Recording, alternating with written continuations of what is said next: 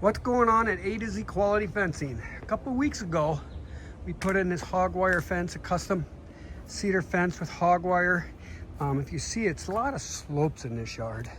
Okay, and we managed to get it to, it's level all the way across. All the sections are level, but we we sloped it up the hill, got down on the gate, and stepped her down, made the gate across. And then we came back and they asked us to do some work under the deck with the same stuff.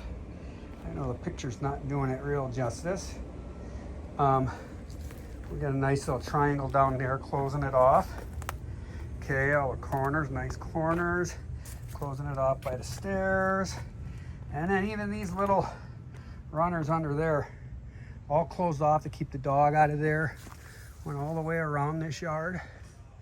Again, I think it's a neat project. It's not just one that you're coming and throwing in a fence. You actually have to do some coordination, and you have to understand how to make these slopes and stuff work so that they look good. And I think our crew knocked it out of the park.